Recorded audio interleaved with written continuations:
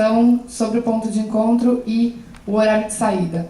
Passageiros em excursões têm prioridade no desembarque, então são sempre os primeiros a desembarcar. Chegando em Buenos Aires, por exemplo, a gente deve chegar por volta das 9 da manhã, mais ou menos esse horário deve ser o ponto de encontro para a saída. Dando um panorama geral dos nossos portos, então a gente vai navegar hoje e amanhã. Como disse o Hélio, espero que amanhã a gente já navegue num mar mais tranquilo. De toda forma, não tem nada de perigo, o mar está agitado por causa do vento, deve ficar assim hoje até a tarde, mas as informações da ponte de comando é que amanhã de manhã deve melhorar. Na semana passada a gente fez o mesmo circuito, sem problema, com 2 dias de sol lindíssimos. Então a ideia é que realmente amanhã já esteja melhor. Na noite, antes de chegar a Buenos Aires, costuma ter um pouco mais de balanço, porque a gente pega o Rio da Prata, e o Rio da Prata tem uma correnteza muito forte quando se encontra o rio com o mar. Mas então, dando um panorama geral, o que a gente faz? Navega hoje, amanhã, depois de amanhã de manhã, a gente chega em Buenos Aires. Tem excursão de manhã, tem excursão de tango à noite e tem excursão também no dia seguinte de Buenos Aires. Saímos no dia seguinte, na terça-feira, então, às 18 horas, para começar a navegar para Punta del Este. Em Punta del Este tem uma particularidade, porque lá o desembarque dos passageiros é feito por serviço de tender. Então, eles vão pegar um barquinho para chegar até a terra. O que mais tem de particular nessa viagem? Bom, em Porto Belo é a mesma coisa. Para chegar em Porto Belo também tem que fazer o desembarque por tender. E aí, como eu falei, passageiro em excursão pega esse tender antes dos individuais. Passageiro que não tiver excursão precisa ir de manhã, por volta das 7h30 da manhã, até o escritório de excursões para retirar uma senha, e cada um vai ter um número para pegar o tender para que não tenha muita confusão. Bom, deixa eu começar mostrando os slides para os senhores. Aqui o que se vê é exatamente esse formulário de reservas, como eu falei, querendo preencher, querendo reservar, já sabendo o que vai fazer, coloca aqui nome, sobrenome, número da cabine. Aí o que geralmente se pergunta, mas eu estou na cabine 1, 2, 3, 4, posso pagar para 5, 6, 7, 8? Pode. Basta informar na linhazinha pontilhada o número de adultos e o número de crianças por quem aquela cabine está pagando. Horário de abertura e fechamento no programa do dia.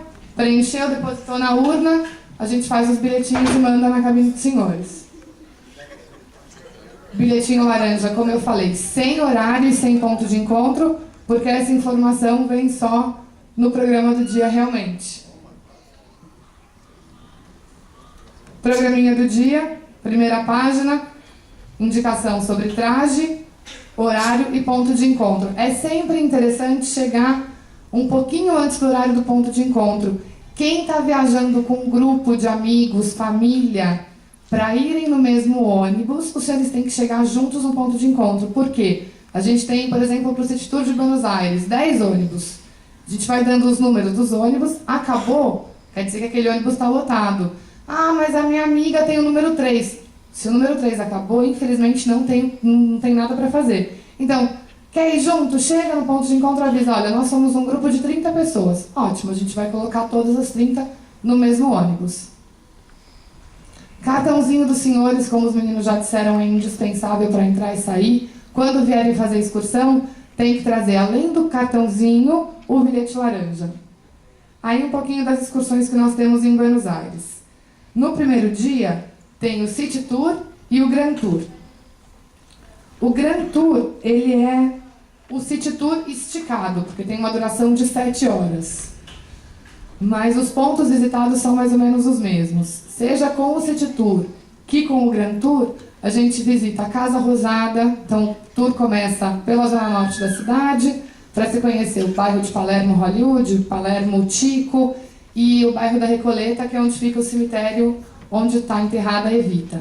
Não tem a visita para o cemitério, embora tenha um tom um pouco mórbido, muitas pessoas que vão a Buenos Aires visitam o cemitério e visitam o túmulo da Evita. Nós só passamos na frente e a gente visita, então, a única estátua que tem da Evita na cidade.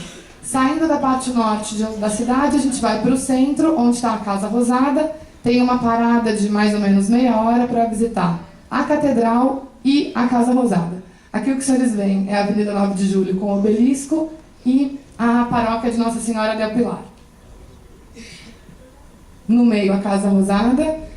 E de toda essa excursão de 3 horas, o que tem de parada é a Casa Rosada e depois é o Caminito, que é o que vocês veem aqui, é o bairro, na verdade é uma rua, é o Caminito, que fica no bairro do Boca, que foi onde nasceu o tango, porque ali ficava o primeiro porto da cidade. E como o tango nasceu dessa dança entre prostitutas e marinheiros, o Caminito é conhecida como a Rua do Tango, o berço do tango. À noite, o que tem de espetáculo de tango? Tem só um sem jantar, que é o Senhor Tango.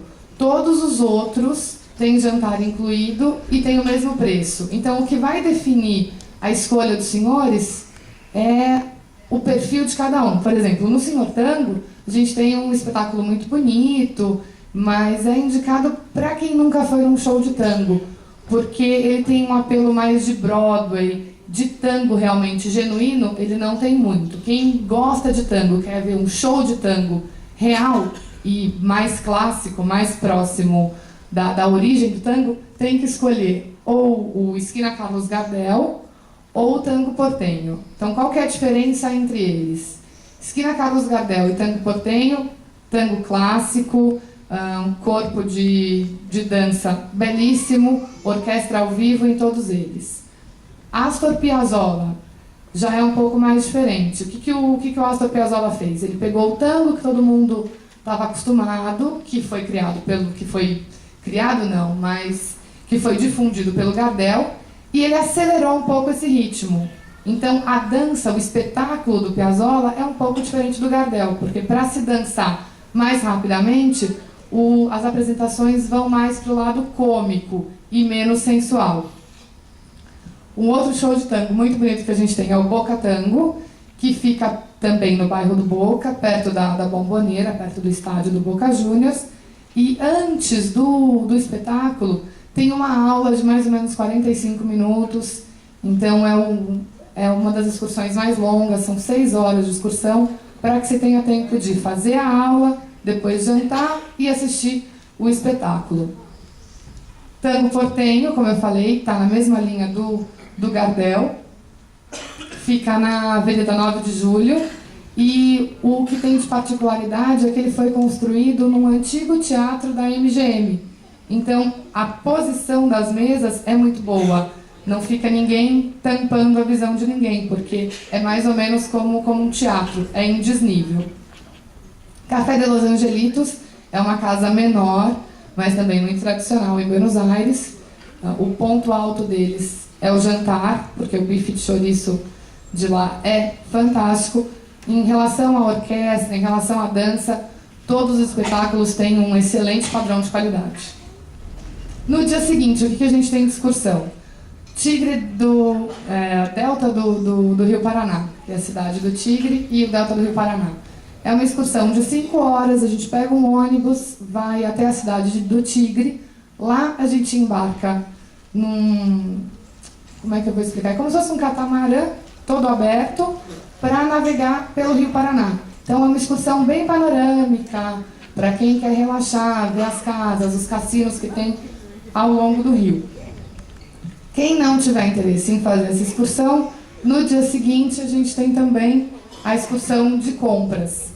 Então, com as compras, a gente visita um bairro onde tem 2 outlets, que é um outlet da Puma e da Lacoste, e um outro de artigos em couro, e depois segue para a Rua Florida. Saindo da Florida, vocês têm 2 horas para fazer compras pela Florida, pela Santa Fé e pela Rua Córdoba.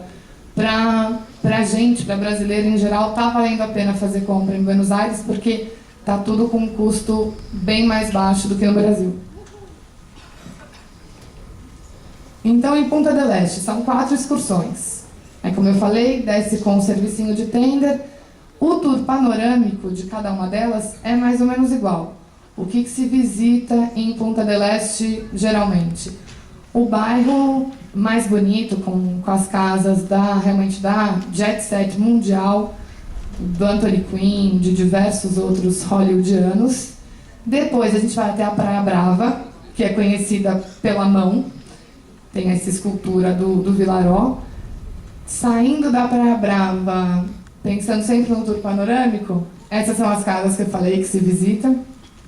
Saindo da Praia Brava, os senhores vão ter um tempo livre de mais ou menos 1 hora, e aí, de acordo com a escolha de cada um, é que o tour vai mudar. Então, por exemplo, quem escolher Casa Pueblo. Casa Pueblo é a casa de um artista plástico, Carlos Vilaró. O filho dele esteve envolvido naquele acidente nos Andes, em que caiu o avião com um time de rugby. E o filho dele ficou desaparecido por muito tempo. Ele então começou a fazer da casa dele o ateliê. Ele não queria sair de casa para não correr o risco de não ter notícias do filho. De ateliê, aquilo se transformou num hotel. E hoje é um dos pontos mais visitados de Punta del Este. Essa casa aqui atrás, que fica localizada numa rocha, projetada sobre o mar, é muito bonita. E dentro da casa, o que vocês vão encontrar são só as obras do Vilaró. Uma outra excursão, também mais artística, digamos, é para o Museu Halley. Aqui ainda são as fotos da Casa Pueblo. O Museu Halley é, apesar da gente falar, ai, tour para museu, nossa, que pesado, eu tô de férias indo para Punta del Este.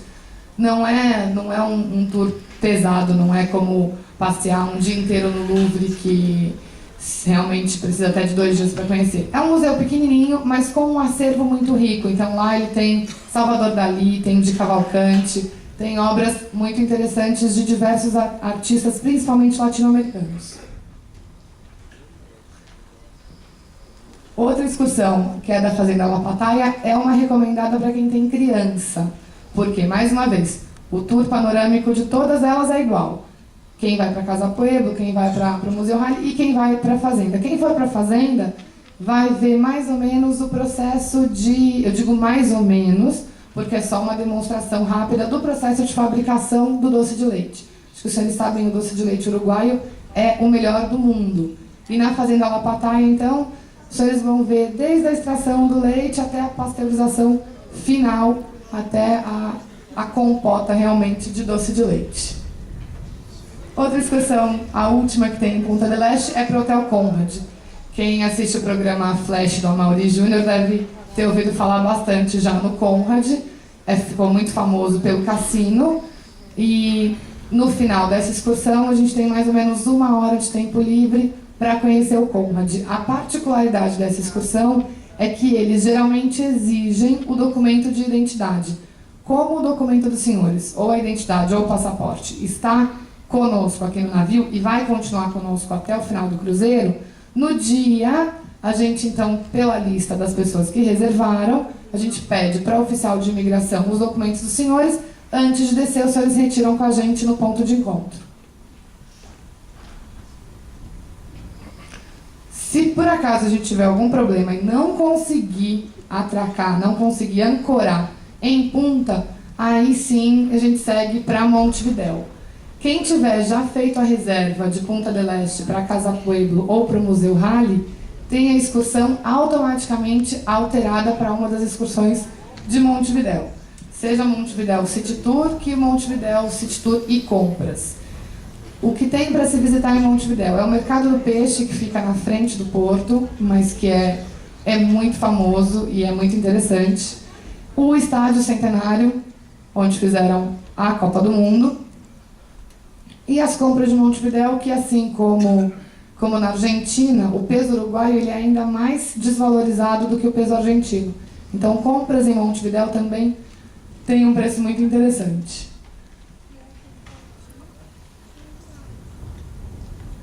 Porto Belo, aí já de volta ao Brasil. Os senhores vão ver que antes da gente ancorar em Porto Belo, o navio vai parar por volta da meia-noite, porque a gente tem que fazer uma escala técnica em Imbituba.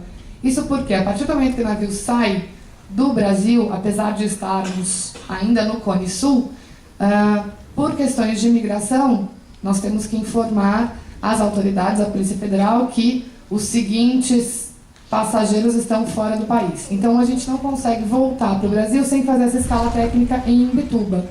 Lá, vêm as autoridades a bordo, conferem novamente os passaportes, e aí sim a gente pode ir para Porto Belo, porque em Porto Belo não tem um posto, uma agência da Polícia Federal. Em Porto Belo, o que tem de excursão? Florianópolis, Beto Carreiro, Blumenau e um dia na Praia de Bombas.